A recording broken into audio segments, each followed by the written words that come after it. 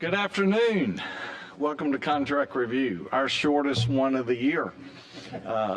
We had 181 contracts, 180 will be before you today, plus a blanket contract that will be discussed in order when it comes up. I've had the privilege to talk to many of you in the last couple of days. Thank you. So we have a real treat as we start today. Sir Henry, would you please come up? He agreed to do the devotion for us today, and everyone knows, loves, and respects this man, and we are grateful to have you bring a devotion to us today, sir. Yes, sir, Chairman. Let's pray. Merciful Father, as we gather together in the spirit of service to our great state of Alabama, we invoke your many blessings on Governor Kay Ivey, Chairman Roberts, and the entire Contract Review Committee members. In the words of the psalmist, how good and how pleasant is for brothers and sisters to sit down together in unity and in peace. Bless all who are in our prayers, all who are in our thoughts. To the sick and suffering, send your hope. To the confused and distressed, send your light. To the weary and the wrong, send renewed strength. To the pursuers of justice, send wisdom and faith. To the seekers of peace, send unwavering resolve. To those assembled in this room and our loved ones, send tranquility and joy. And to the world, send your blessings of peace. May your radiant spirit guide us and our loved ones all our days. In God's name we pray. Amen. Henry, thank you very much. Needed that. Okay, Madam Clerk, would you please call roll? Senator Albritton, Senator Beasley, here.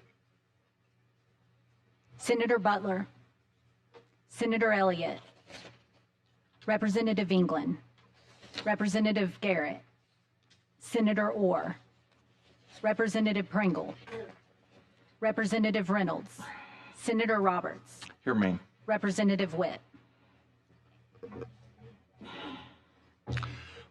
All right, we have a quorum. Jason, any comments from you today, sir? No, sir, Mr. Chairman. Okay. Any comments for the good of the body from members present? We do have a conflicting meeting going on. We have Alabama Commission of Evaluation of Services meeting going on at 8:25, and some of our groups are up there and some of our members are up there. So, all right, with that, we had 181 submissions, 180 are before you. 8 of them were initially rejected, but we worked out details. That continues to be a burr under my saddle, and I'm asking you to help me help you. So as we start today, we've got Administrative Office of the Courts. These are pages 1 through the top of 22 for committee members. And one blanket question after you introduce yourself, Aaron. Hi, Erin Dunnigan for the Administrative Office of Courts. Thanks for being here.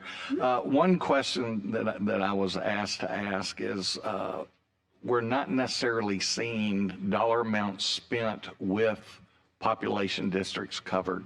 Is there a broad way you can answer that? Is the question how we determine how much money is spent in each court? I'm just saying, if you take the population that these courts cover, there seems to be some disparities, and it was so noted by several members. Well, we don't necessarily look at the population when we attribute these contracts. We look at more of the burden on the court system. So in those contracts that are larger, that may be making less money, hopefully that means that there's less criminal defendants in those areas. But we also, we do it based on the number of criminal contacts that we have in those jurisdictions in the prior year. We attribute the money based on that. So it's all done based on the contacts between criminal defendants with court systems that are going through these CRO programs. Okay. All right. It just seems at some point there would be a little bit of marrying with population and dollars spent. We will certainly look at that. Just and those something that you statistics. want. Okay, I'm gonna roll through these for you. How about that? Page 1, top or bottom. Any questions? These are court referral. Page 2, top or bottom. Any questions? We can, sir. Would you like the motion? Can I move to adopt all these in mass? Or we don't just consider them all reviewed in mass since they're basically identical? Yep. Any questions from the committee on that? Okay, with that, Okay. all in favor? All right. Okay, it is approved. We go to the bottom of 22. Thank you. Did you also have a question about the blanket contract that we got? Which one? No, okay. Yeah, Jason says, no, that's resolved. yeah, we're Thank you. good.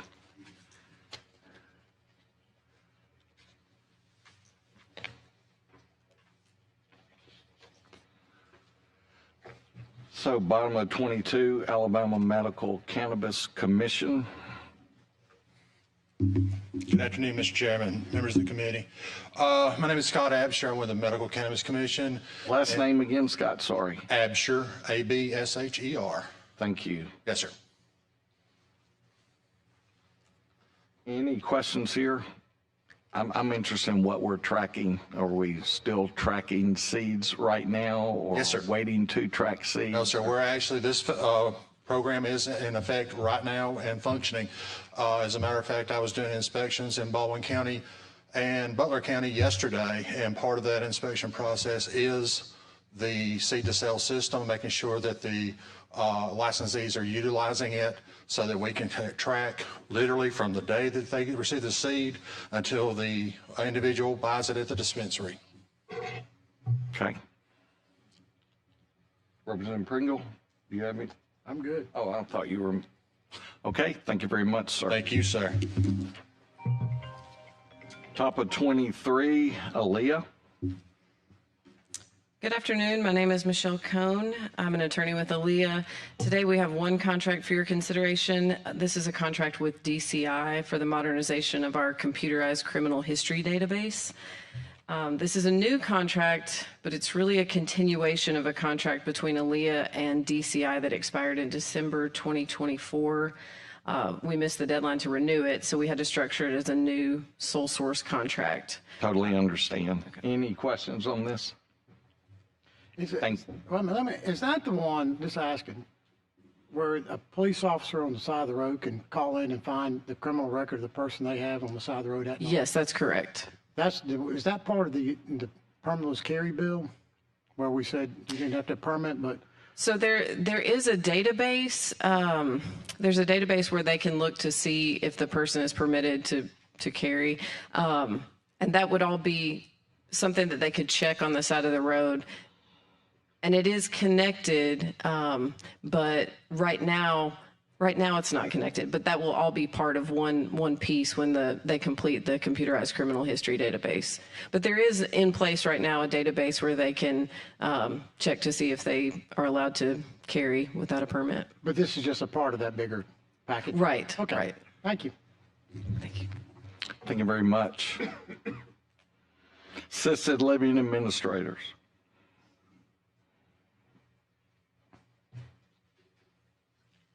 Good afternoon. I'm James Sasser, the attorney for the Board of Examiners of Assisted Living Administrators.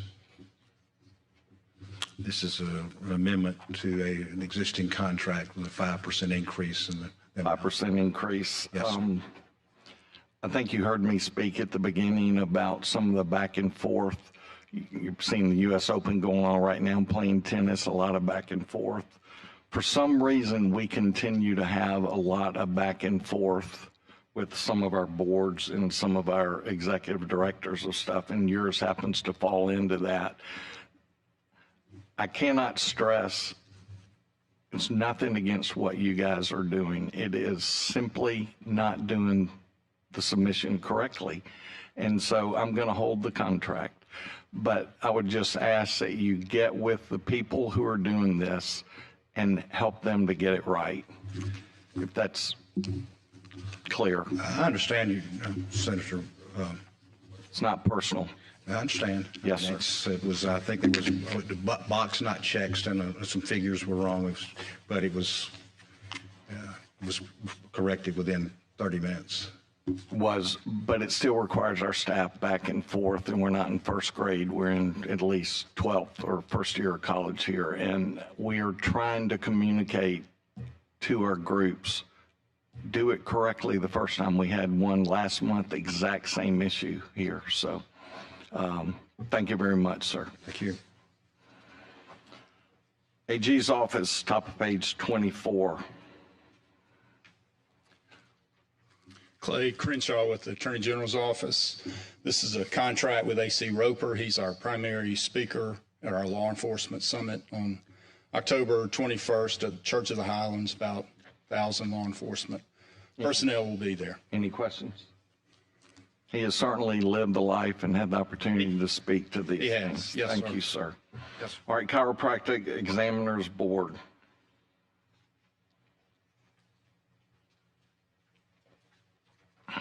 Carrie Forbes, the executive assistant, and we have a contract for Michael Garver.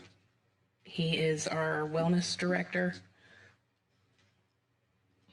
It was RFP'd. Great job on that. Yes, sir. Paperwork 100%. Yes, sir. Job well done, madam. Thank you. Thank you. Have a good day. Any questions? Sorry. Nope. Thank you. All right. Commerce, top page 25.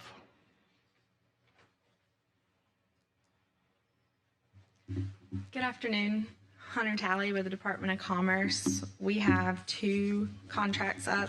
Do you want me to start with the first one listed, which is Tractus Asia? Any questions?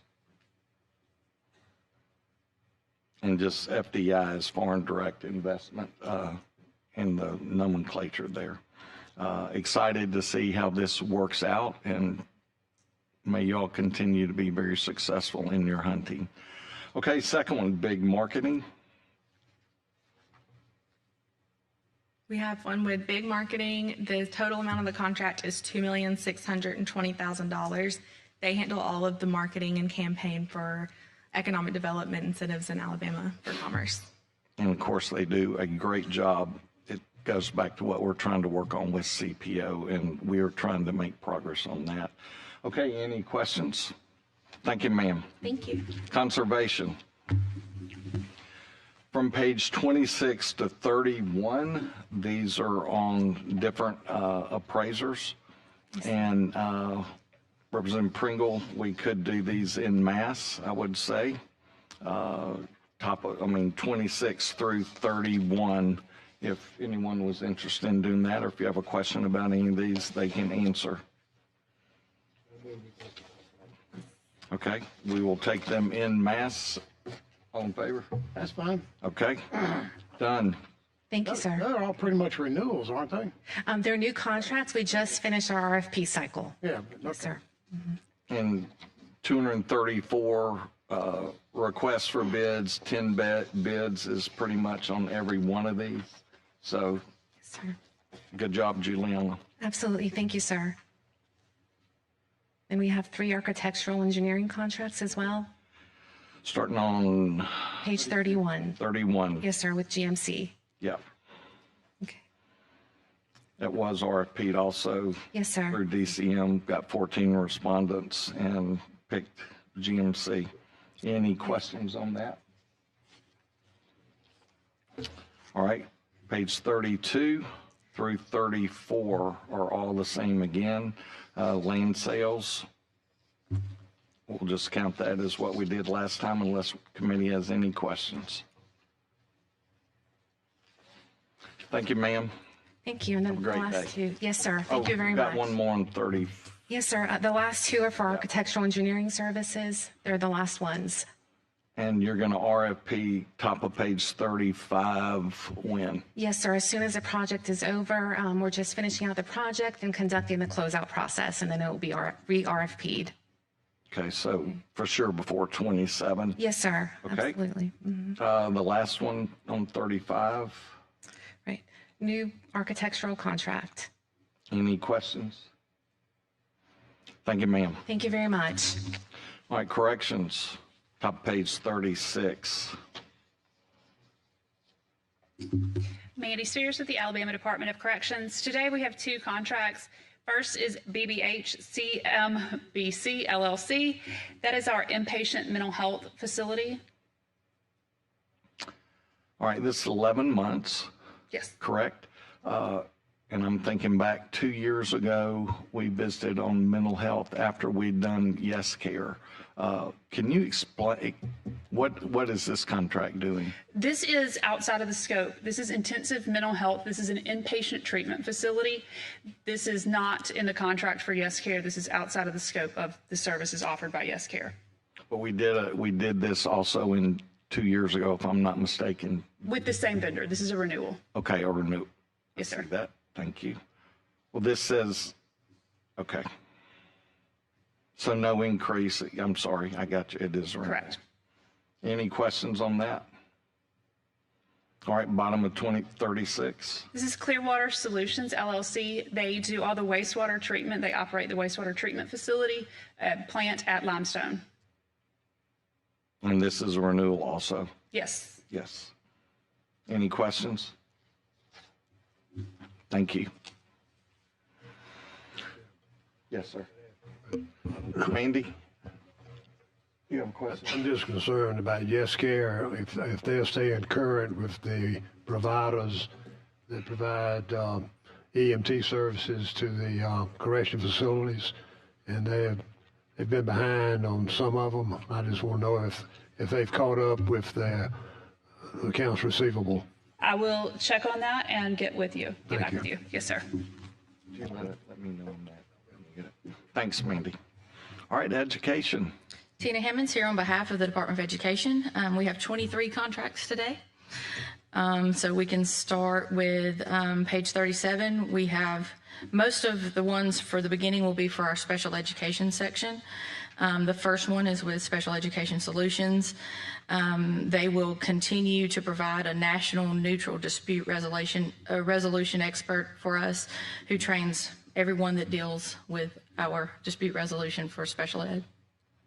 And RFP again. Yes, sir. Oh, when will it be? Yes, ma'am. Let's see, the original was in 7/3 of 22, and so we have had 2 amendments, and so I think this we'll have one more round, and then we'll RFP again. Will we continue this program? Yes, sir. Got one question. Go ahead. If you'll go to page 40, Amanda Dickerson Bradley, a hearing officer.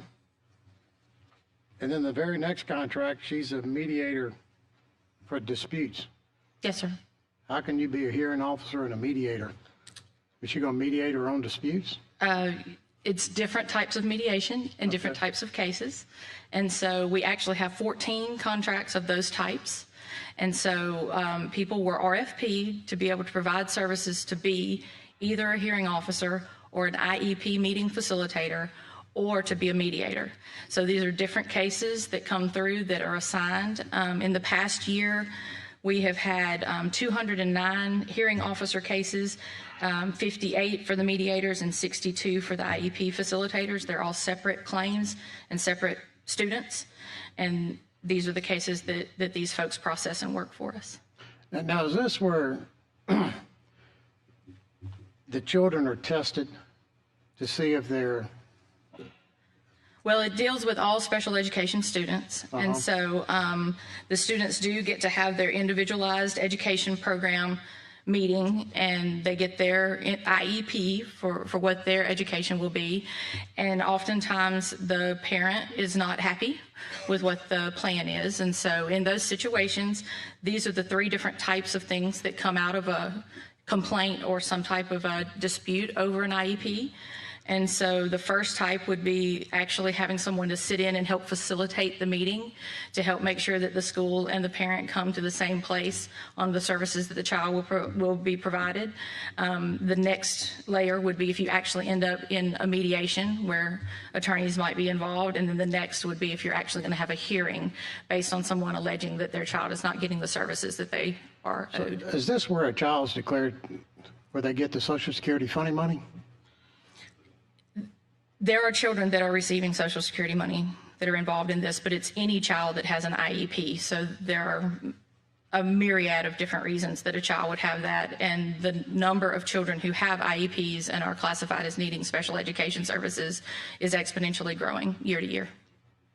I know, because a friend of mine, there are certain organizations that pass out talking points on having their children say what they need to say so they can get their child declared.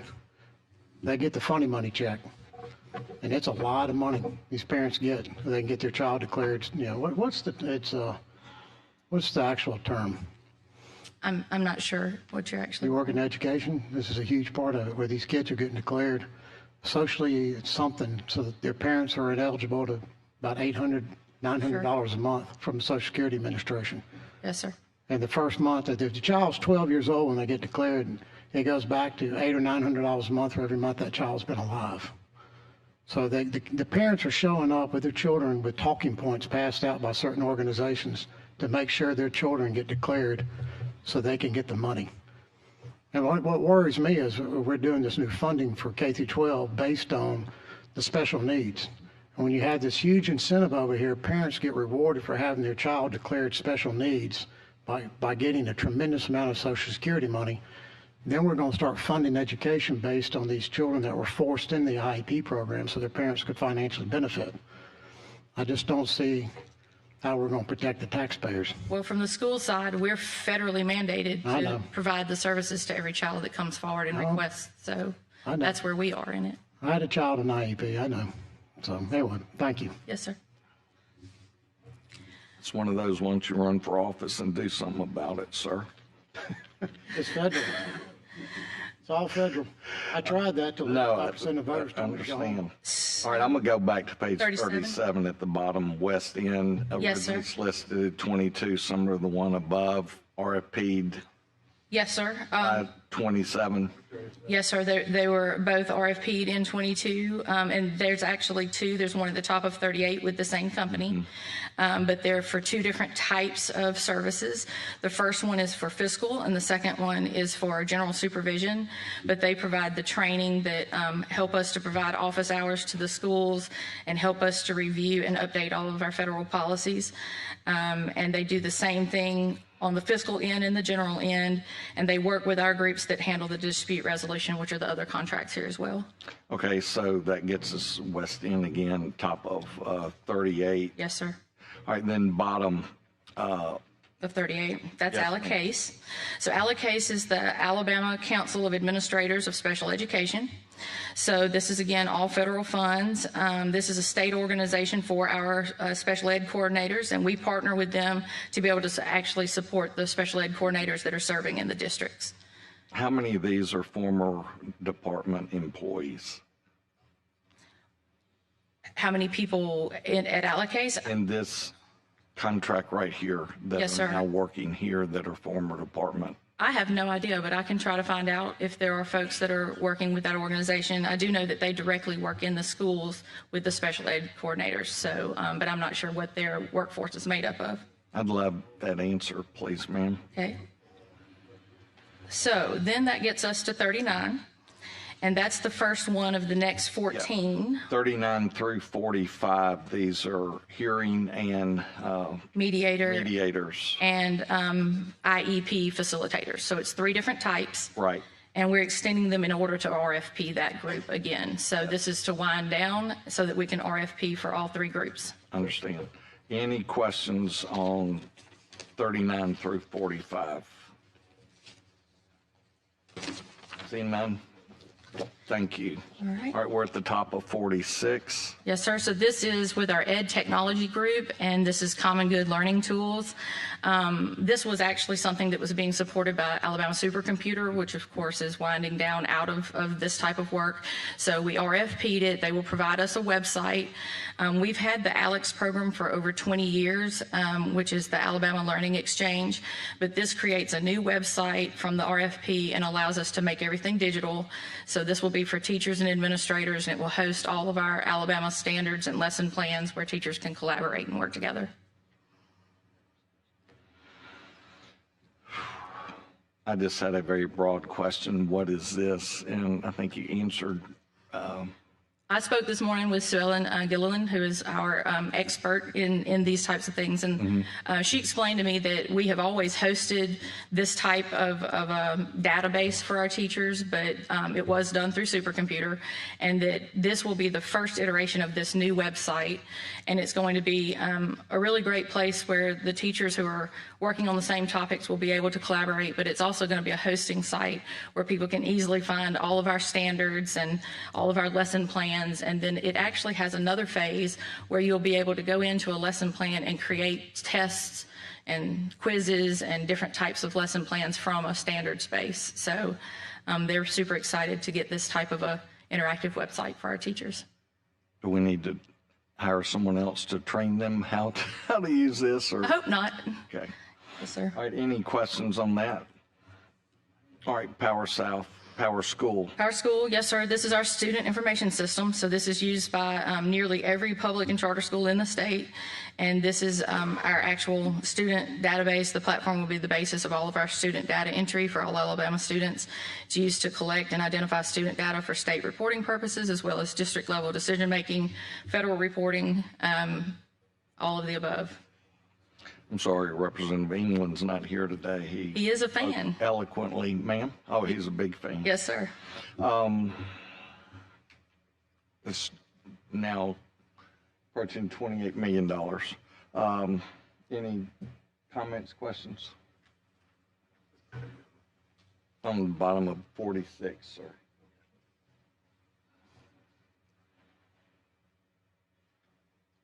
Okay. Go to top 47, Parka. Yes, sir. Public Affairs Research Council of Alabama. This particular contract is to allow them to evaluate the implementation of the Alabama Literacy Act, including higher ed pieces. We are legislatively required to create and publish semi-annual reports, and this is to help us analyze the data for those reports, and also to allow us to find places where maybe we're lacking so that we can understand where to put the right resources to help out. For example, last year they helped us to identify that principals needed more support with the Literacy Act and allowed for the creation of a principals lab where we could have hands-on training where principals could work with each other to help train each other on how to interact with the pieces of the Literacy Act. Any questions? Thank you, ma'am. Next. This is from our bottom. Yes, sir, from our Career and Technical Education Program. This is the CUTER contract, which most teachers probably know it as the Alabama Career Planning System. Students and teachers use this platform. It's an instructional tool. It helps them to help their students to discover careers, identify what their strengths and weaknesses are. It also can be used for macro level, looking at our jobs industry and trying to find and identify students in particular geographical areas that might excel in different areas that we need workforce for. And probably 95% of our schools are currently using it. Tina, are we tied in at all with our Department of Workforce here and basically making this a two-way street at all? That's what I was asking our career tech folks this morning about the macro level use of it. And she said that yes, that this was a tool that could be used with other agencies and with business. And that even if businesses were in a particular area looking for a particular type of worker, they could interact with the school to help talk to the school about the classes being provided, the aptitudes of the kids there, and to encourage them toward particular areas. So that this is the type of thing that can be used across the board. Is this K-12? Yes, sir. Okay. I just think it's a unique opportunity that we have there. Yes, sir. Questions, comments? Okay, top of 48. This is from our child nutrition program. The contract is with Myers and Stauffer, LC. They will continue to perform federally mandated compliance and financial reviews. They look at all of the daycare centers or schools that have child or adult care in the state that have federal funding. We are required to audit 33% of the programs annually and have to do a financial review of every program annually. And so this is for our federal auditing and reporting. Any questions? Bottom of 48. Oh, that's not you. You want to just keep going on environmental management? I can. Not today. Okay. Any other questions for education? Tina, thank you. Environmental management.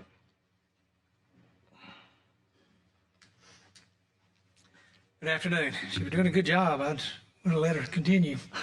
I'm Russell Kelly with Department of Environmental Management. We have 3 contracts today, Mr. Chairman.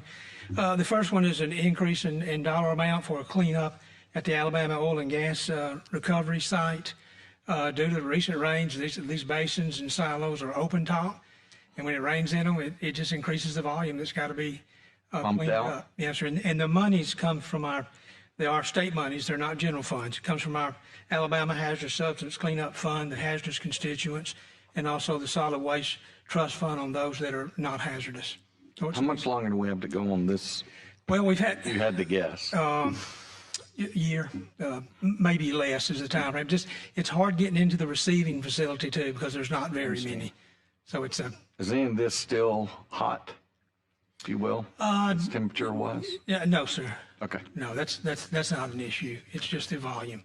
All right. Any other questions? Next page, top of 49. Yes, sir. These 2 contracts are similar, but dealing with the first one, both of these deal with our brownfield volunteer brownfield program. The first one's at Monroeville. It's the old Georgia Pacific site. It's approximately 90 acres. The city took ownership and they got into the volunteer program, and they're asking for a phase 2, which we fund. A lot of those phase 2s will go out and soil sample, basically. Yep. A lot of those we do ourselves. Some we contract out, and right now our geoprobe's out of operation. So we RFP'd. We had 9. Your geo what? The geoprobe is where we take the soil sample. Yes, sir. So we've contracted these 2 out, and these are very experienced vendors. We had 9 responses to the RFP and made the selection. So this is so the city has taken over. They requested our assistance, which we give them on the phase 2. So the top one's Monroeville, the bottom one is near Selma. And they're from that regard, they're identical in that same purpose. Also a phase 2 on the one on the bottom. And based on the information that we get, will depend on what they will then do with the site. If there's further cleanup or if there's a environmental covenants, et cetera, and they can put it back into use. Gotcha. It's a big deal. Yes, sir. We're seeing that in Jefferson County right now on some stuff. All right, any questions on these 2 on page 49? Thank you, Russell. Thank you, Mr. Chairman. Appreciate it. Finance.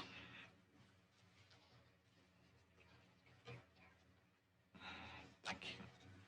Good afternoon, Mr. Chairman. Darrell Masters, the Department of Finance Division of Risk Management. We have 3 contracts, 3 vendor. Darrell, how many of these committees have you presented at, if you were to guess? Quite a few. How many years? I've been 10.5 years here today. And today may be your last day. It may be. I introduce Ms. Carrie Shaw, who will be taking my place. Can you stand up, Ms. Shaw? Good to see you. Got some big shoes to fill here from this man. You've done a good job for us. Thank you. Okay, Thank you. Go ahead. I appreciate that very much. It means a lot coming from you, Mr. Chairman. We have 3 vendor contracts. Our first is behavioral health systems. This is a renewal and an amendment. It's the last of 2 available renewals under this contract for providing mental health care services to Alabama State employees through the Division of Risk Management and our CTIF program. It's an amendment only because they have been purchased and they're changing a name from just BHS to BHS by TELUS Health. Okay. Okay. Our second is with Gen X Medical Management. This is a very similar contract, except it's medical management through a CTIF, and it's merely a renewal, the second of 2 available, and that will be RFP'd.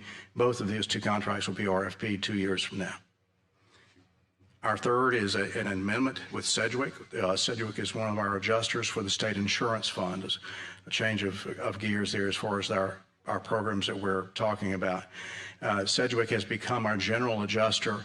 Our general adjuster for the big fire down at the Veterans Home had to be replaced. And Sedgwick was available and had a general adjuster who was able to take this on. And we've also asked Sedgwick to take on the role of being our disaster adjuster. If we have a major problem, a hurricane that strikes the state or something like that, they have the availability to put enough people on the ground that we can take care of that problem. And we just expanded our role with them is what it amounts to, and that's what the resulting increase in the available funds, which we hopefully will never have to use. Okay.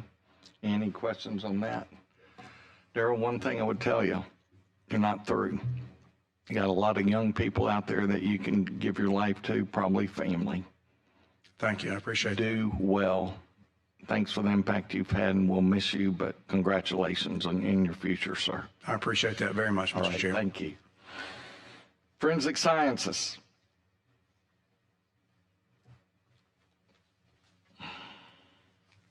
Good afternoon, Chairman Roberts, members of the committee. This is Mark Bass for Forensic Sciences. We've got before you no-cost time extension in order to handle some final invoicing for Dewberry Engineers. Any questions? I'm trying to understand these services. I've read it. Can you just... The commissioning services that we did on the building to make sure that all of the different parts, the AC, the HVAC, all that works the way it's supposed to. Okay.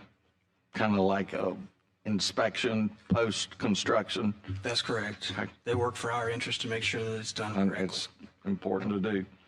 All right, any questions on that? All right, top of page 52. We've got an emergency contract. Correct. I'll address that. We had an emergency contract that got this and was already approved by the CPO. Apologize for bringing that up. But we'll see you again on this one. Thank you very much, sir. Thank you. Have a good day. Forestry Commission.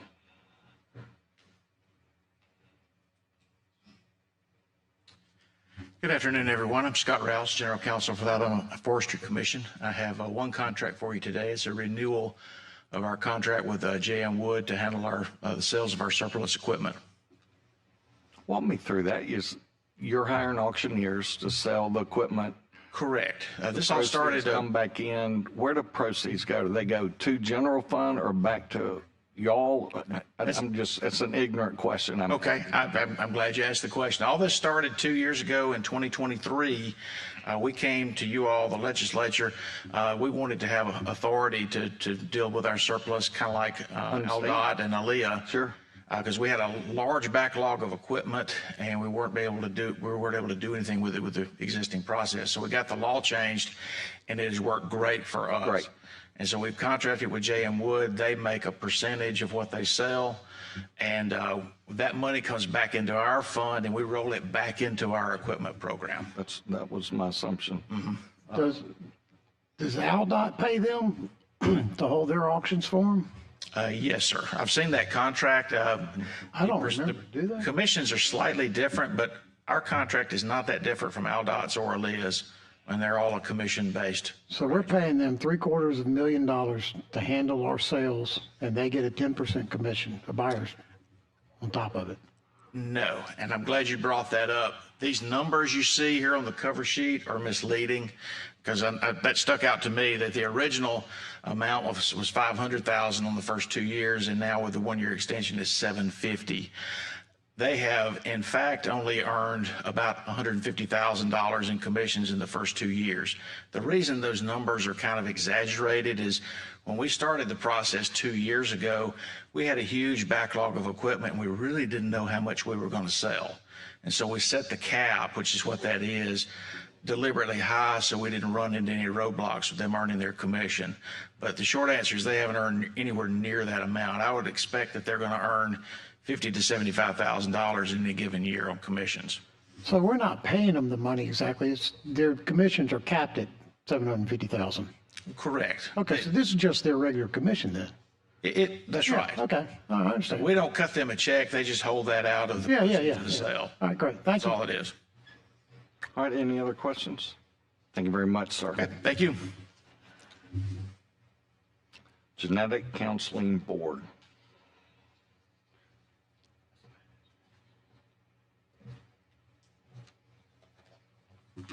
Hi, good afternoon. I'm Fallon Brewer, Chair of the Board of Genetic Counseling. And we are here today with a new contract for administrative services. Any questions? I just noticed this. Pat, you own the company, ARET Impact Management LLC, correct? That's right. Are you the lobbyist for the company or lobbyist for Genetic Counseling Board? To err on the side of caution, I marked that I was a lobbyist so that I wouldn't create any problem. For the company? Or for Genetic Counseling? If any lobbying has to be done, I'll register for the company. But because I am a registered lobbyist, otherwise, I just wanted to. That's fine. It just struck me. Thank you.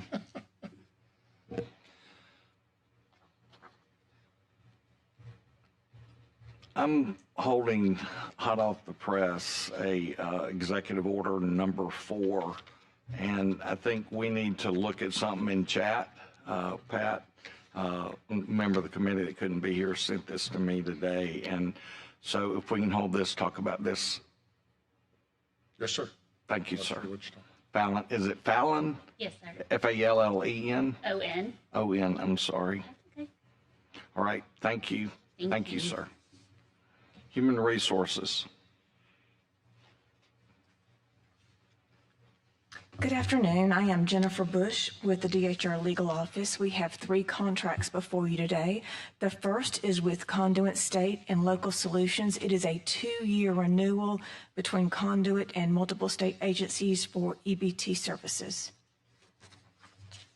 Any questions? Next.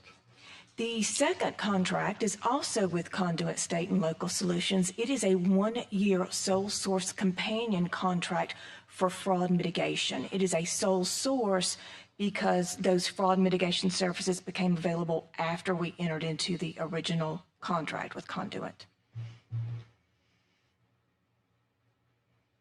Okay, yeah, I was going to ask you to explain that I understand that. Okay, any questions on that?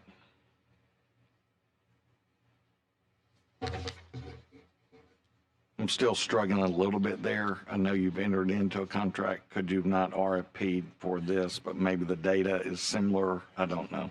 So the first contract we just renewed on the previous page is a 2-year renewal for EBT services. After we did the RFP back in 2022 and entered into the first contract, which was just now ending, fraud mitigation services became available. Some technology became available that we could use for the EBT calls. To Conduit. But to everyone, it's my understanding just across the board. Okay. Just general fraud services. Because I know we had some wallacious problems with this. I mean, I think Representative Pringle has mentioned it several times about stolen information and then on and on and on from there. So, okay, so go ahead. Yes, sir. And because the 22 RFP did not include these particular fraud mitigation services, we felt it safer to treat them as a sole source and just to run a companion sole source contract. Understand. Along with the 2-year contract. Okay. All right. Bottom of 54. Yes, sir. This last contract is also a 2-year renewal with Creative Information Technology, and it is for summer EBT services.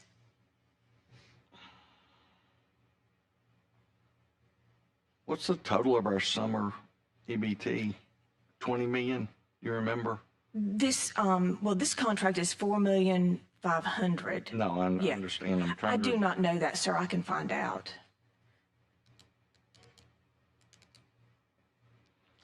Any questions? Thanks, Jennifer. Thank you, sir. Insurance.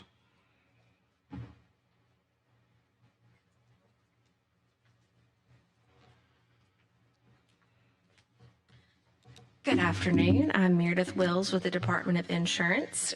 We have 2 contracts for review today. I'm happy to answer any questions. Okay, I know we had staff leave. I'm going back 2 years or so, maybe 3 years on this. We had staff leave, and so we outsourced it. We were in the process of trying to hire actuarial people. Yes, sir.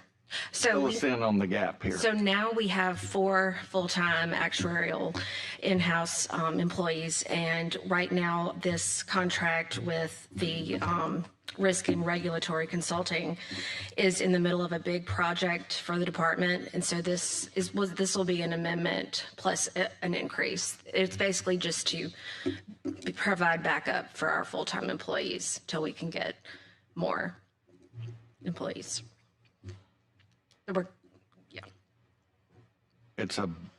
Well, they provide backup services to our full-time employees, full-time actuaries. Okay. Any questions on that? Okay, bottom of 55. Oh, yes, this is a new contract for a consultant that will work directly with our Center for Risk and Insurance Research facility at the University of Alabama. At the time, we don't have a specific position or need for a full-time job in the department. And it's funded, walk me through, The Center for Risk and Insurance Research Fund. Yes, this is funded straight from insurance fees, and this will not affect any public, any general fund dollars. It comes directly from the money paid through insurance fees. I just hadn't heard of the Center for Risk and Insurance Research Fund and had others on this committee. So that was concerning. I think we need some more information on this. We're going to hold this. Anyone else have questions? Thank you. Okay, thank you. Lieutenant Governor's Office. I believe you've had a staff change. Congratulations, Madam Chief of Staff. Thank you very much, Mr. Mr. Hire Chairman. replacement for you, is that correct? Yes, sir. We have decided to pursue a contract for an existing slot in our office, and with the reduction in salary and the savings in health insurance benefit, retirement benefits, and FICA, we'll save over $100,000 by pursuing this option. Okay, thank you, Catherine Gale. Any questions? Thank you, ma'am. Thank you. Medicaid.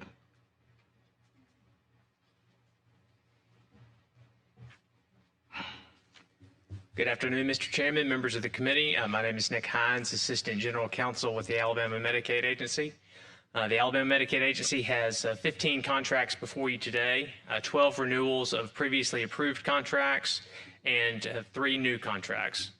The first contract before you is with Allevia Analytics, LLC. Allevia serves as the agency's recovery audit contractor.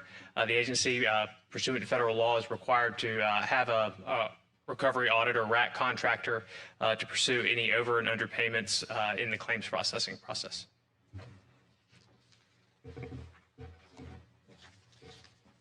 I know we've got a renewal versus re-RFP concept going on here, and anywhere you want to jump in to hit us on that, why not renew versus just, why not rebid there? Just trying to get a handle on that.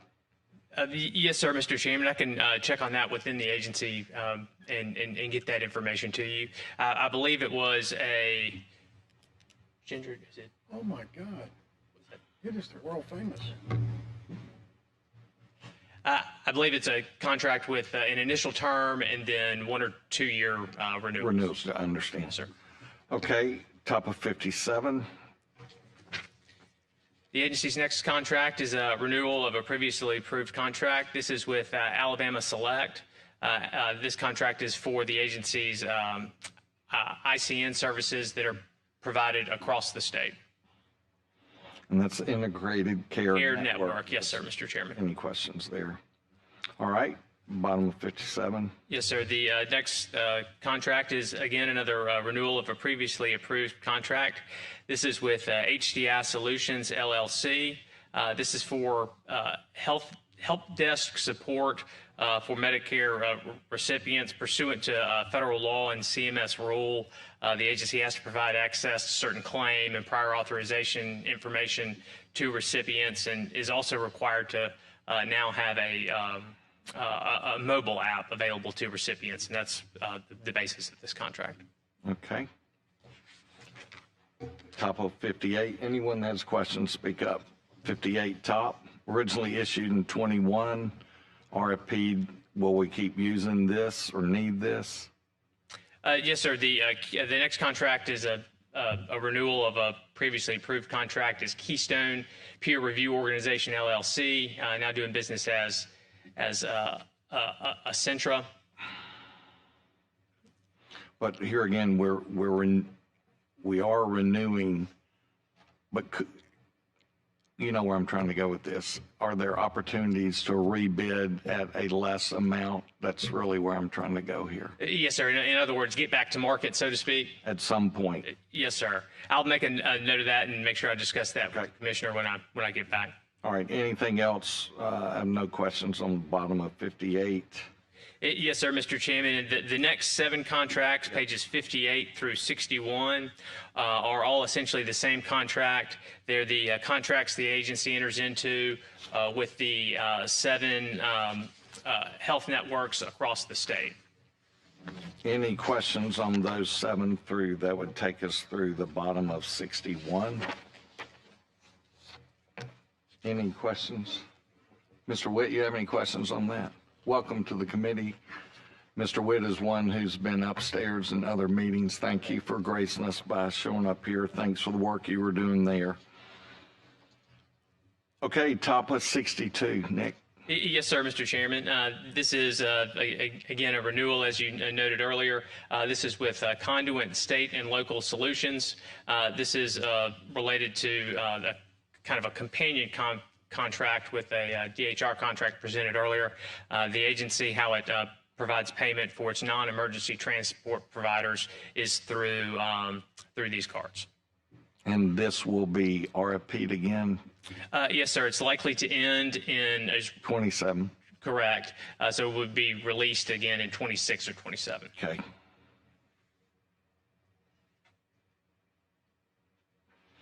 Okay, sir. And then below. Yes, sir. The next 3 contracts are new contracts. I have no questions. Anybody have questions about those? Thank you, sir. Thank you, Mr. Chairman. Have a great day. Mental health. Are y'all through? Andy Witt, are y'all through upstairs? Okay. Has everybody made it down from mental health? Okay, great. Welcome. All right, ladies and gentlemen, it's something that we do from time to time with larger contracts, and in this case, it's approximately $1.3 billion mental health for all 67 counties, and they are for providers around the state, and it's the same contract for everyone. So typically what a decision was made years ago that the chairman has the opportunity to sign off on blank contracts for specific things where every contract is the same. So that's what I have done. But I thought everyone would benefit from hearing that explained a little bit. You know, we keep getting grief for not doing anything about mental health. And if you pay attention to the numbers that are being just allocated even today, this is $1.3 billion of our tax dollars, some more federal dollars, but that are all derived from us as citizens being spent on mental health in addition to everywhere else that we're working. Mental health is a key problem that we're trying to address, number one, but number two, we want to do it wisely. So the meeting that Mr. Witt just came from was our government efficiency, trying to make sure that we're doing this as best as possible. And in particular, they were focused on some of our crisis care. And Andy, do you want to elaborate on that at all, sir? I will just tell you that I am impressed with the Department of Mental Health and their willingness to work and the great strides we've made in Alabama. I am a big fan of the crisis centers. Yes. Obviously, we have one there in Madison County, in Huntsville. It is ran really well. But second of all, look at what it's doing for our hospitals and our jail. We're able to drop these patients off that need immediate care, and it's not crowding our ERs and our jails. So I appreciate the work that mental health is doing. We had great conversations, and we're all in it together, and we all want to make the best that we can of it. So thank you, Mr. Chairman. And thank you, Representative Witt. But we are also trying to do this efficiently. The last week or so, I've been working on preparing for this committee, and the amount of money that we're spending today is a lot. And I hit some limit about last night at some point, just trying to adjust and really wanting us to focus and make sure we're being efficient. You're seeing some strides made at the federal level now, and we are working this diligently, especially as we're working on budgets for approving in session in 26. With that, the floor is yours.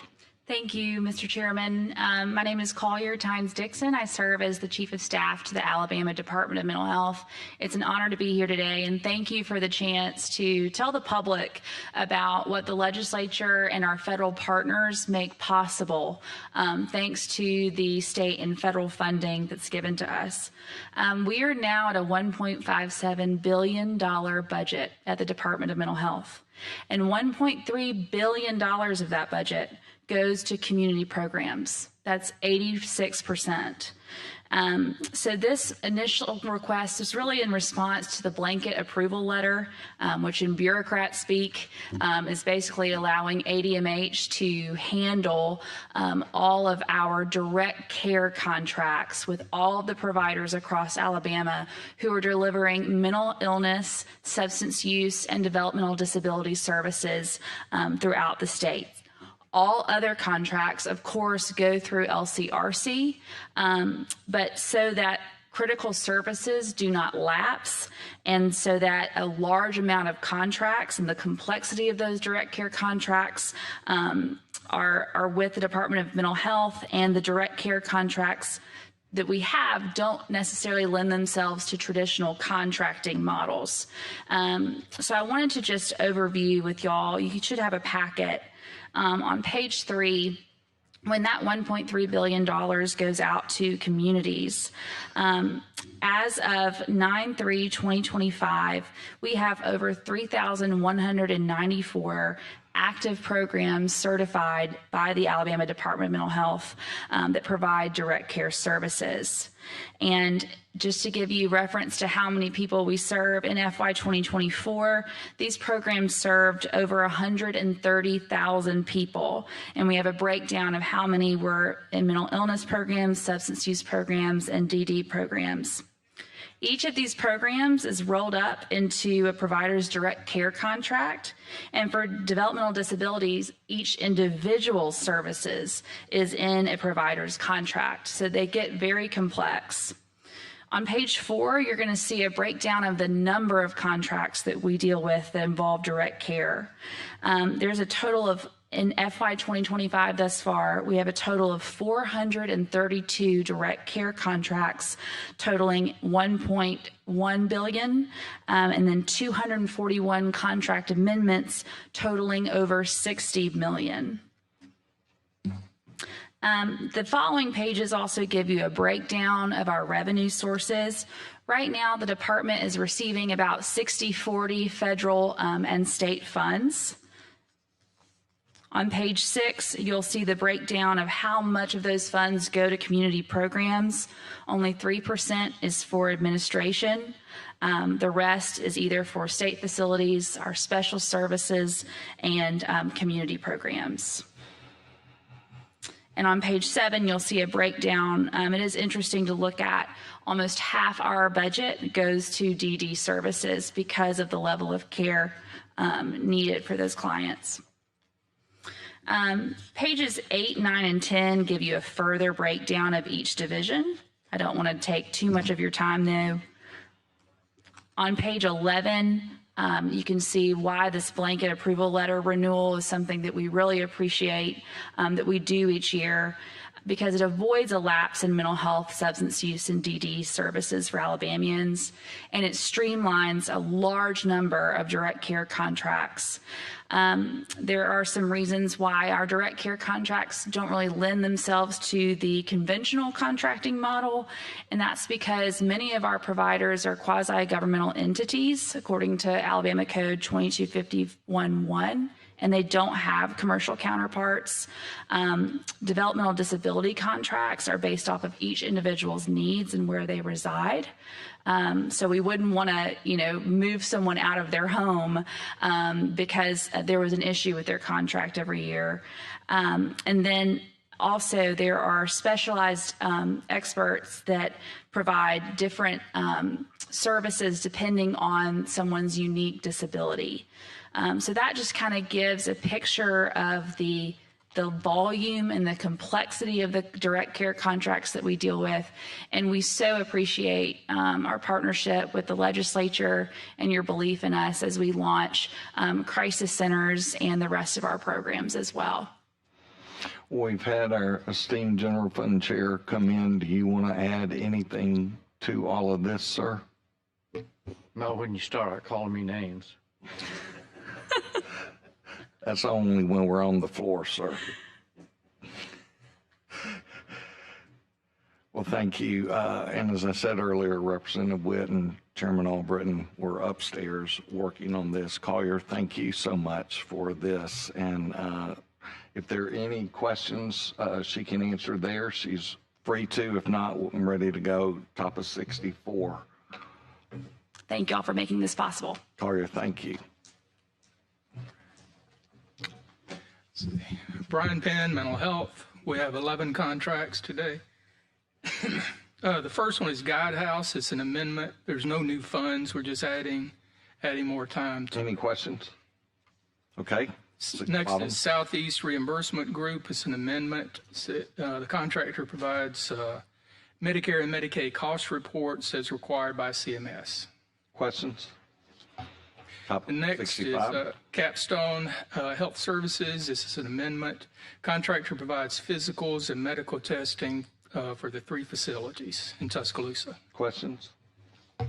Next is Family Cafe. It's a renewal. The contractor provides 2,000 hours of training and technical assistance to the department in development and implementation of the statewide peer recovery system of care. Questions? Bottom of 66. Next is Southeast Medical Group. It's an amendment. A contractor provides physicals and medical testing for the employees at the 3 facilities in Tuscaloosa. Questions? 67. Next is Allied Community Services. This is an amendment. And what this contractor does is they're a physical agent that coordinates billing and payment of services for families and individuals who are on the living at home waiver and self-directing services. This is a big number. Any questions? Next. Next is Clarent Quality Solutions. It's a renewal. Contractor will conduct in-person surveys, the National Core Indicator Survey for people living at home waiver participants, and this is required by CMS. Brian, we I'm trying to see, RFP'd this in 22, and I'm assuming it was a 5-year deal through 27. Should we anticipate yes, sir, I would think after this one, it would certainly go at RFP.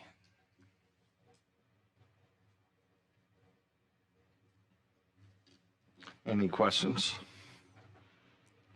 Okay, next is Shaco Springs. This is a renewal. This is where the contractor provides facilities, equipment, room and board for 900 attendees who have mental illness. 3-day, 2-night training and educational meeting. And the whole point is to help provide skills and supports for people to live more independently.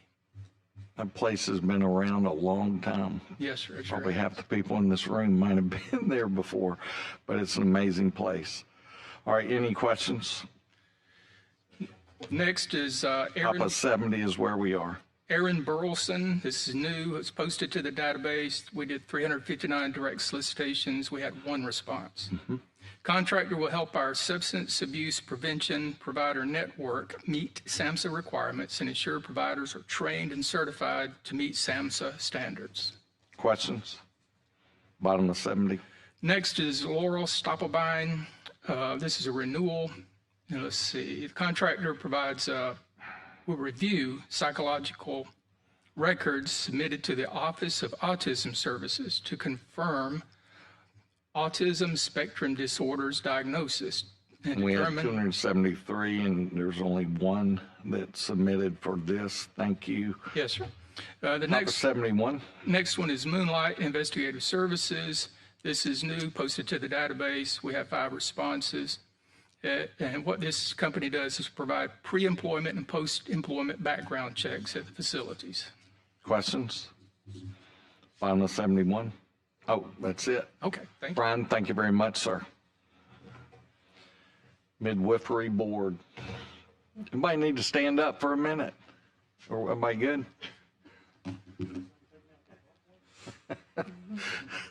All right, Midwifery Board. Hello, I am Laura Reeder, the chair of the State Board of Midwifery, and we have one contract renewal for administrative services this year.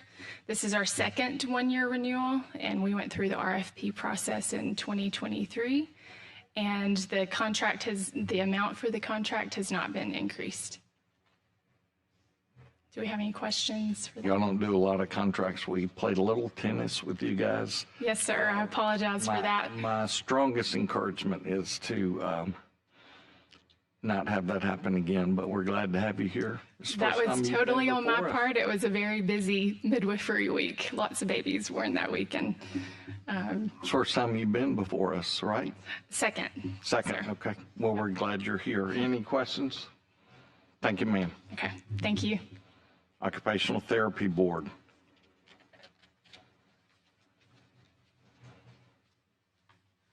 Good afternoon, Chairman Roberts and members of the committee. My name is Amanda Smith, and I am the Executive Director of the Board of Occupational Therapy. Today, I have before you a professional services contract renewal for our impaired practitioner program. Any questions? Thank you, ma'am. Thank Peace you. officers.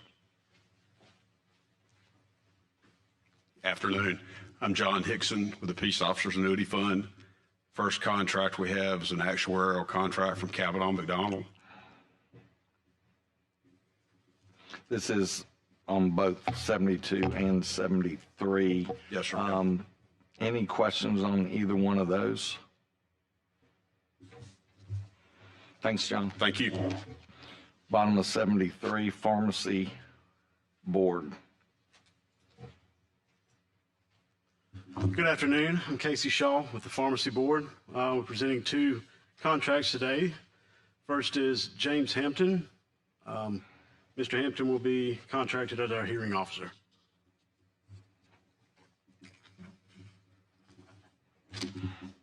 Any questions, Mr. Pringle?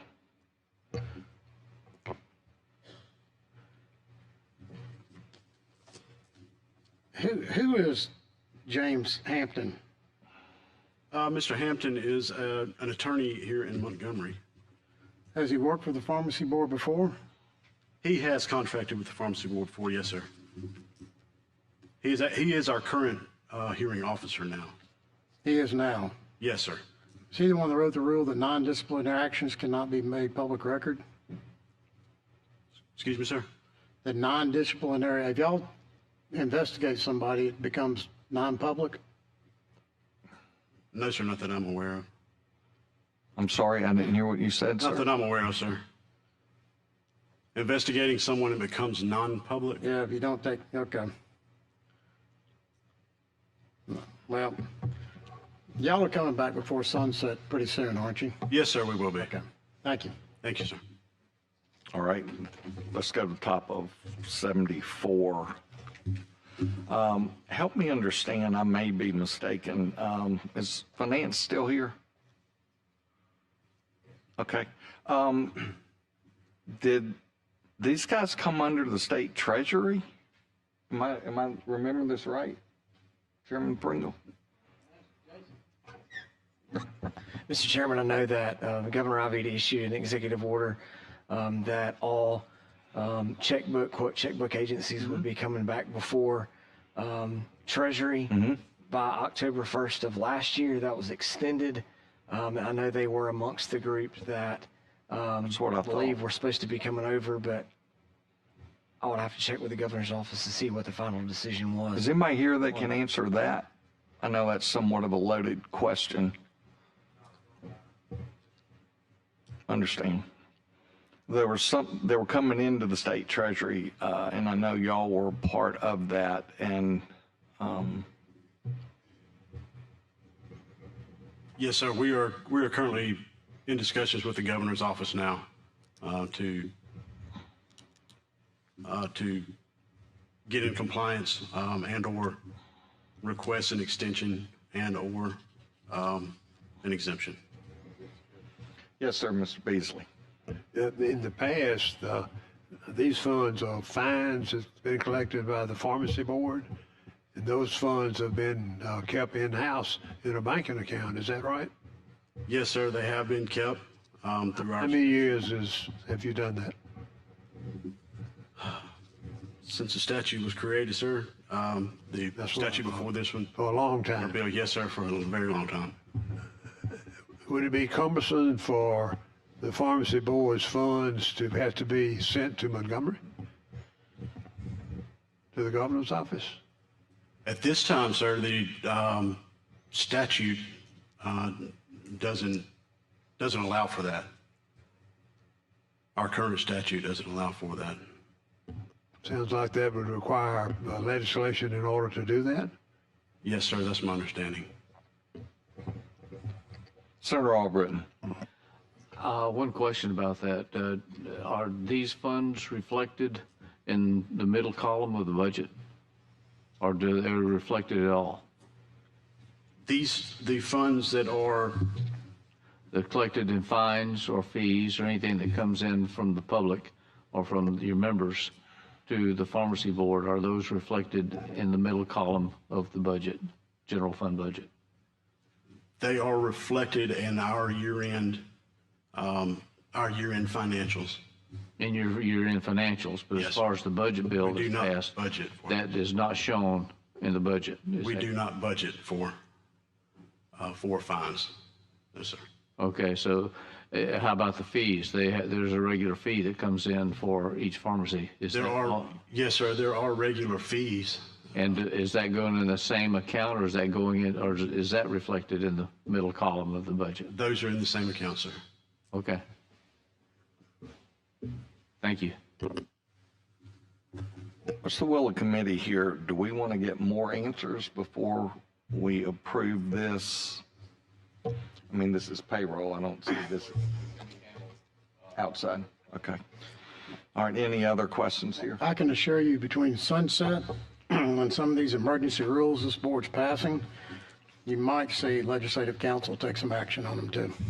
So, but between sunset and council, we're going to get to the bottom of some of this stuff. Thank you, sir. Thank you, Representative Pringle. Okay. We will not hold this. We're good. Physical therapy. Good afternoon, everyone. I'm Kathy Miller. I'm the Executive Director with the Alabama Board of Physical Therapy, and we have one contract before you today. It's for our wellness program or impaired practitioners program. I'm happy to answer any questions you may have. We had a little bit of paperwork problems, but you're new. Yes, sir. Help us next time not to have that, please, ma'am. Yes, we sir. would be most grateful. Any questions? Kathy, thanks for being here. Thank you, guys. Public health.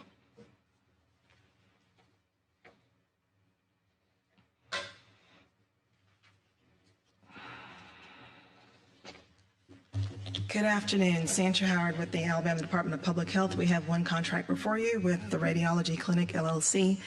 This organization will interpret mammograms for the department and other diagnostic services. I'll entertain any questions at this time.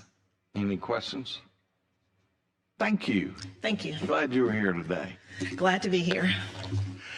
Rehabilitation services. Good afternoon. I'm Karen Jenkins, Department of Rehabilitation Services. We have 5 contracts before you today. 4 of them are essentially for the same service. Would you like me to go through those individually? They are to provide Yes. psychological consultation. You may go through them individually. Hang on, I'm Okay. looking. I didn't make a note to start this. Let's just pop through them quick. Okay, sure. Top of Sir. 75. Yes, sir. Okay, the first one is for neuropsychological services. This is to provide psychological consultation to our vocational rehabilitation counselors. This contractor will review records and help us in determining eligibility. This neuropsychological services will serve Blount, Jefferson, Shelby, and Walker counties. Any questions on this? If you had added St. Clair, you'd have the coverage of the former Birmingham Waterworks. Just a comment. Okay. Next one, top of All right. 76. Dr. James Banyos, again, well, he's with Alabama Neurobehavioral Consulting. He will be providing psychological consultation to our VR counselors in the Gadsden area. Questions? Okay. Dr. Kimberly Rodriguez will be providing psychological consultation to our VR counselors in the Mobile and Jefferson County areas. Questions? Next. The next one is with Dr. Albert Holloway, and Dr. Holloway will be providing medical specialty services directly to the Children's Rehabilitation Services teen specialty clinics. He will also be serving as the CRS medical consult. Questions? Okay, thanks. And then the final contract that we have today is with Dr. Joan Kerr. And Dr. Kerr will be providing psychological consultation for our VR counselors in the Huntsville area. Okay, thank you, ma'am. Thank you. Revenue.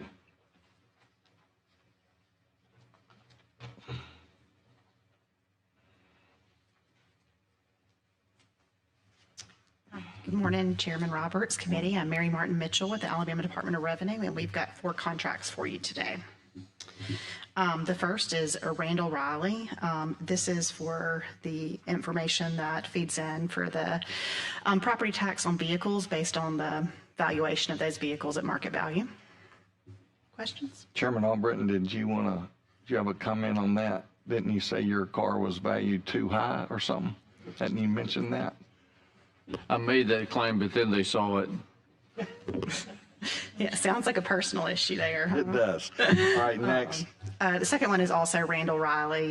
That is also for valuation purposes, but it's actually a VIN decoder so that we know, the exact trim package that, all the general fund chairs have as a value and send that out. We would all like that if you wouldn't mind sharing that with the committee. Thank you. Next. Okay, Clio Doing Business as Class Wallet. This is our platform for the CHOOSE Act. We obviously have had it up for a year. We're looking to extend it pursuant to that contract. How is, quick 1 minute, 1.5 minutes on that? How's everything going from y'all's perspective on the CHOOSE Act? From our perspective, it's going well. Obviously, it's an initial implementation year, which has a big education hurdle for both the agency as well as the public. But we've expended through this platform July 1st when those digital wallets were populated, $75 million and approved those expenses thus far for education across the entire state of Alabama. Wow. Okay. All right. Okay, and our last is Informatics. This is a contract for our financial institution data match. That is a tool that the legislature put in our toolbox in 2019, and this just ensures that we can communicate with financial institutions to get funds should there be a tax debt due. Any questions? Thank you, ma'am. Thank you. Have a great day. School of Math and Science.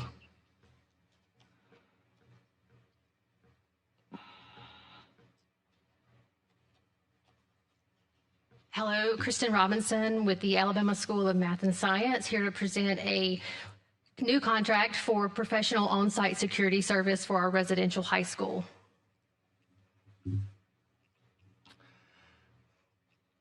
For those of you that don't know, we are 100% for protecting our children and for security.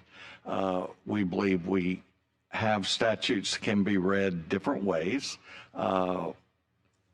some of which would say this should have been posted to the state database. And when I read them, I'm there on that. We've also looked at other opportunities here.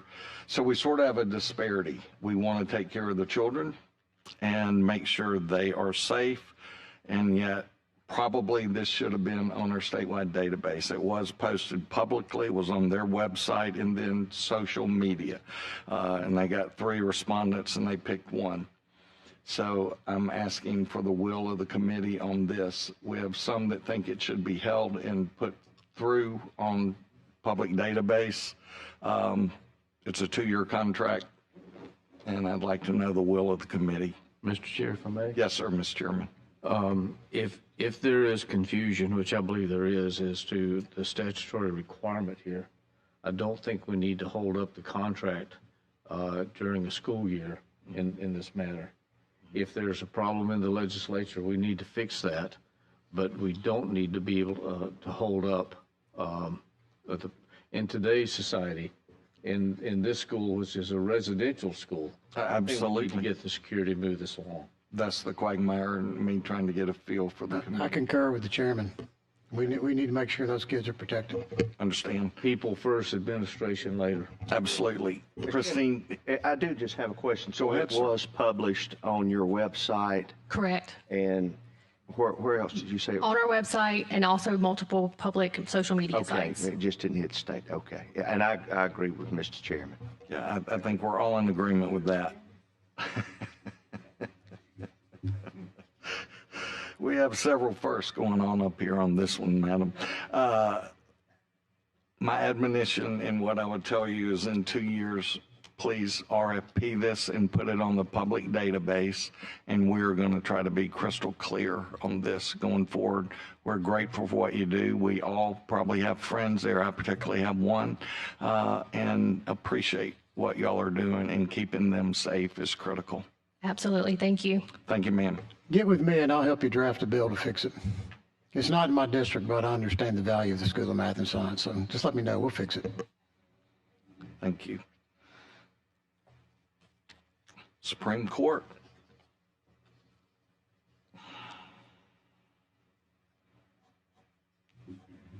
Good afternoon, everyone. I'm Megan Rodebeck. I'm the clerk of the Supreme Court of Alabama. I have 2 contracts today. Both are with the Alabama Center for Dispute Resolution. One is for the purpose of developing, implementing, and administering alternative dispute resolution programs statewide. The other is for the coordination of pro bono legal services in civil cases through their family mediation program. Any questions? Okay. Thank Top you. of 81. Same? Same, yes, sir. Any questions there? Thank you, ma'am. Thank you. Transportation.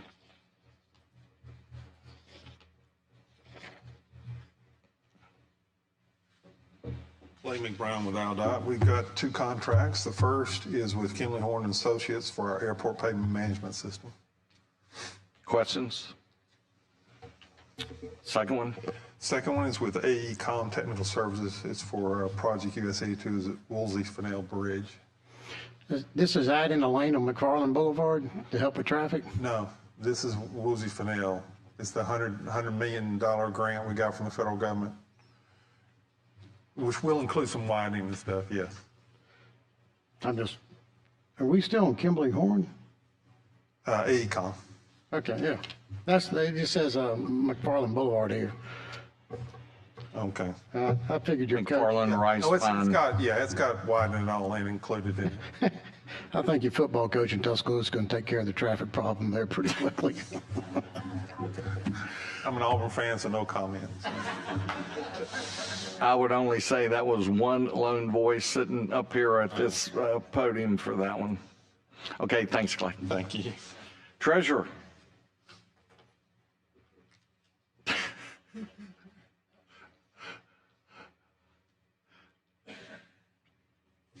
Good afternoon, Chairman Roberts and committee. I am Glenda Allred, the Deputy Treasurer, and I'm presenting a contract for a new website for the Treasurer's Office, and this will be to Stamp Idea Group based here in Montgomery, and it is to create, design, and host a new website for our office. Curious why? The old one's not working well? The old one is 10 years old. Yes, ma'am. I understand. Okay. Mr. Chairman, Mr. as Witt, please a speak. user of the Treasurer's website, I do second that they need a new website. I was trying to find your auction items, I was curious to see what, auction items you had and what the state was looking at selling, and I could not find them. So thank you. Very good. We'll work on that. Thank you. Well, you saw our guy that's auctioning off most of our equipment. You might try his website, Mr. Witt. That'd be a thought. I was just looking at it. I wasn't buying, but I was looking. All right, next. Top of 83.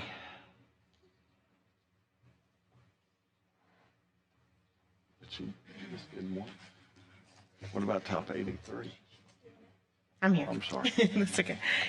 Good afternoon, Chairman Roberts and committee. I'm Anita Kelly. I'm the Savings Director for the Treasurer's Office, and I'm presenting a new contract for investment consulting services for College Counts. It's Alabama's 529 plan, as well as the Alabama Able Savings Plan.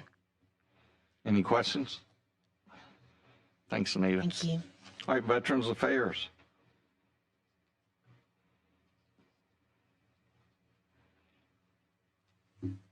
Hello, I'm Kim Justice, Executive Director of State Veterans Homes for the Alabama Department of Veterans Affairs.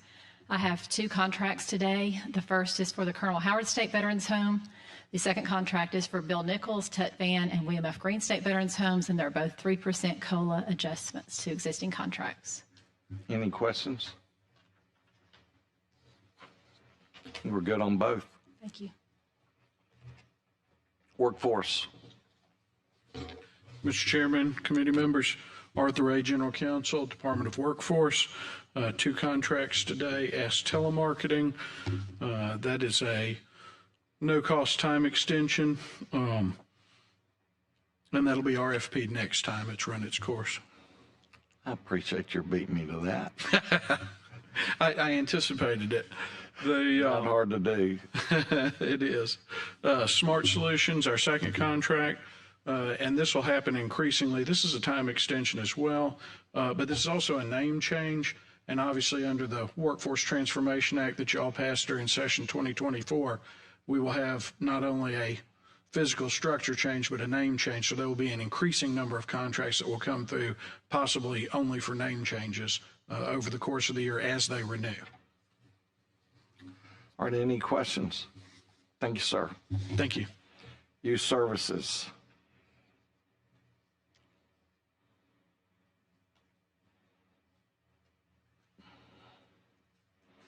Good afternoon, Chairman Roberts, committee.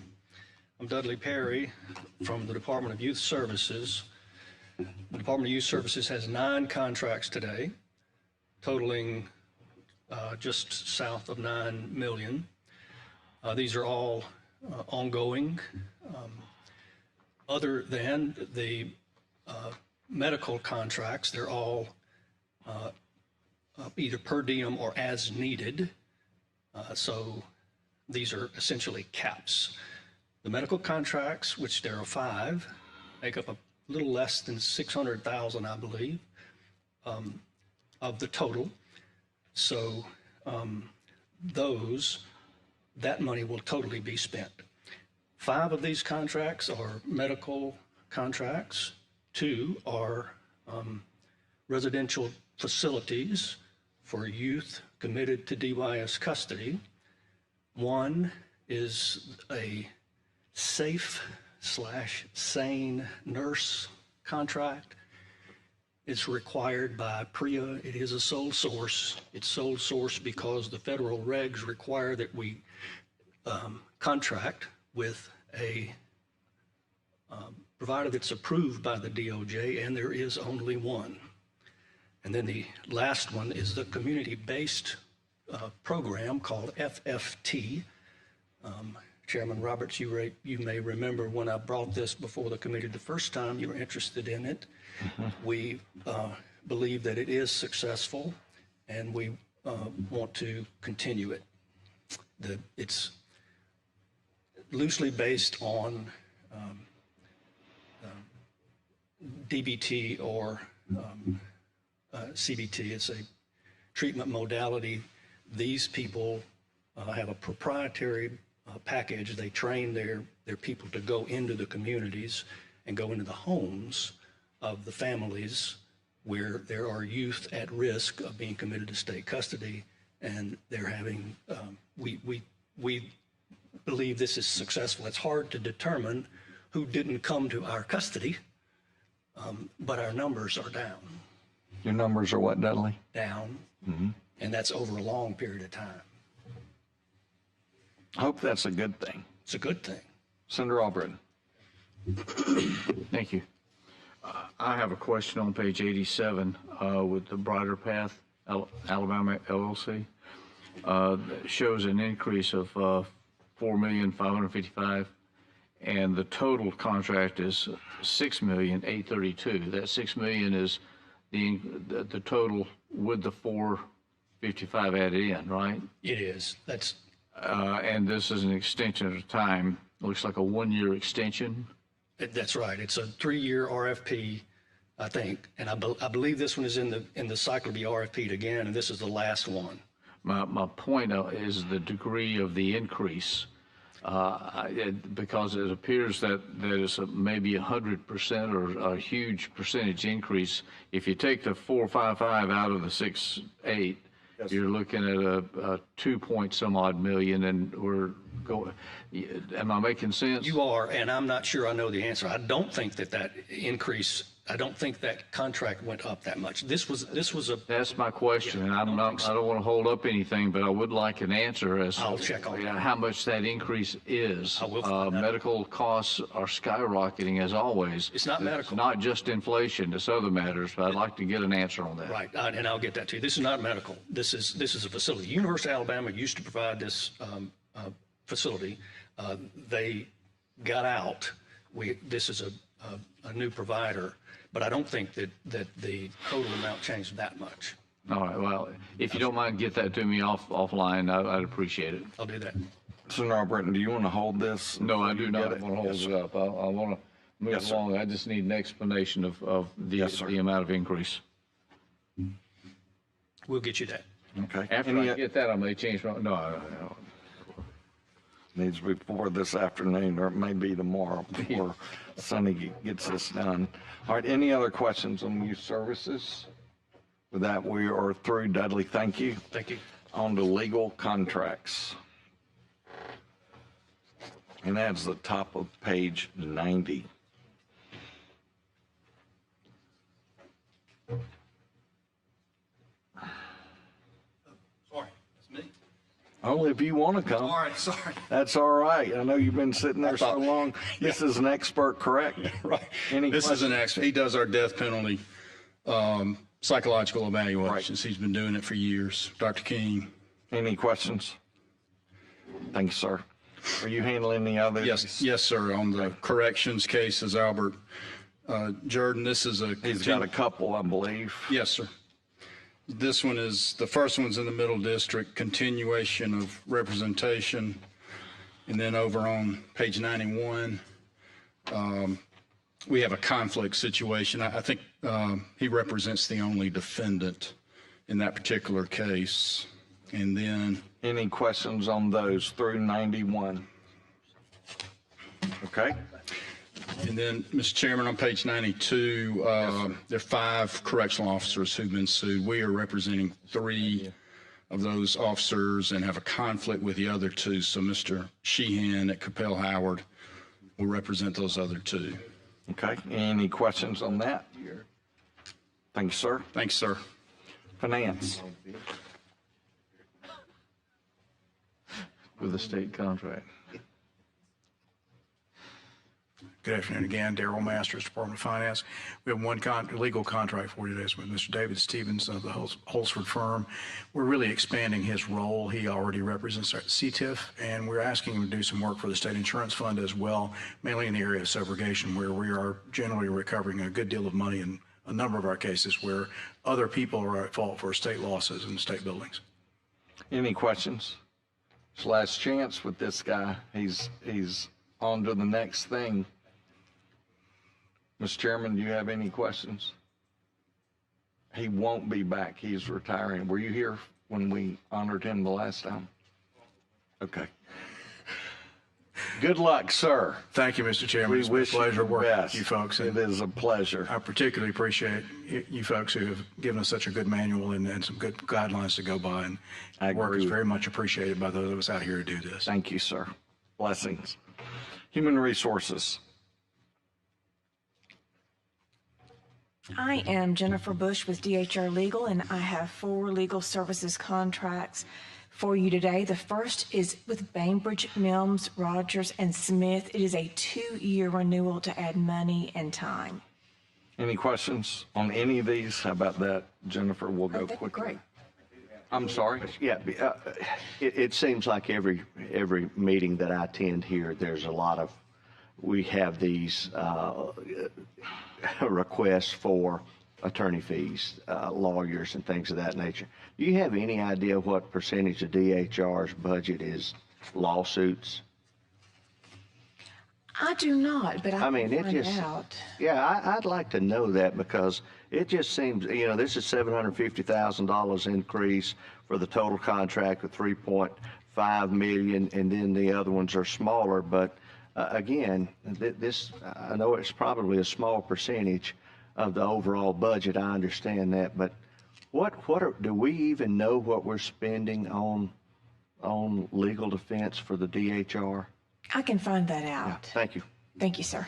Mr. Chair, if I may? Yes, sir. We've asked that question at this body previously at other departments also, and the standard answer seems to be, well, that doesn't cost us anything because it's covered by insurance.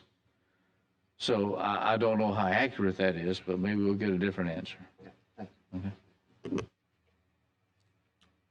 If you care to comment, Ms. Bush, take it. I'd say you'll get the information and get back to us. Yes, sir. I do agree that some is covered by the General Liability Trust Fund, and then some are county attorneys who are performing work just for the county DHRs to perform services in court.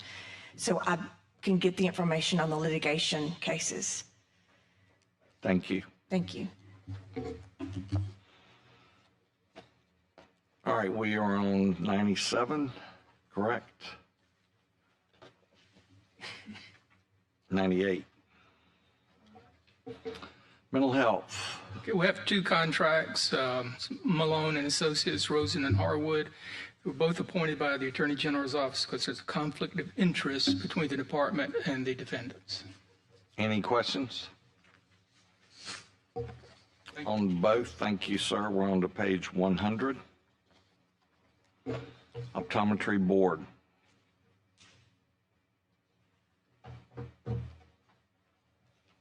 Mr. Chairman, committee members, my name is Fred Wallace. I'm the Executive Director of the Alabama Board of Optometry. We have 1 legal services contract, Wallace Mills, who served us very well for about 10 years. Any questions? Mr. Chair? Yes, sir. Doesn't he have a resemblance to Jim McClendon? Don't know who you're talking about. That's the right answer. You'll get out of here if you don't. So I think well said. Mr. Wallace, glad to have you here today. Thank you. Thank you. Real Estate Commission.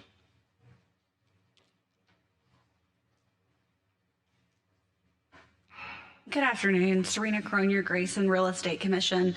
I'm here for a new contract for James Hampton, same guy you heard about earlier with the Pharmacy Board, for him to be our hearing officer. Here to answer any questions. Thank you. Thank you. Senate Pro Tem. Good afternoon, committee. I'm Melissa Tyndall with the Senate President Pro Tem's office. I got a contract today for our annual contract with Balch and Begum for reapportionment committee. Any questions? Thank you, ma'am. Thank you. Transportation. Last one on the list. Clay, you're not last in our hearts, but you're last. And I appreciate that. We have 1 contract. I don't know, an Auburn fan. Yeah. This was a lawsuit that This was a lawsuit that was filed on a drainage issue. So it's representing us. Any questions? That's it. Clay, thank you. Thank you. All right, ladies and gentlemen, everyone's almost gone, but thank you for being with us. This a monumental day today, and I'm most grateful for mental health for talking through and hopefully educating both everyone here and the public on how we are working diligently to solve mental health in our state and with the resources that we have. But grateful for the work that each one of you do. It makes our jobs easier. Once again, please do it right. That way the guys to my right are able to move quickly. And we are constantly trying to make things more efficient. And if you see any ways that we can be better at what we're doing, please let us know. Thank you. Look forward to gathering back together in October. Have a great month.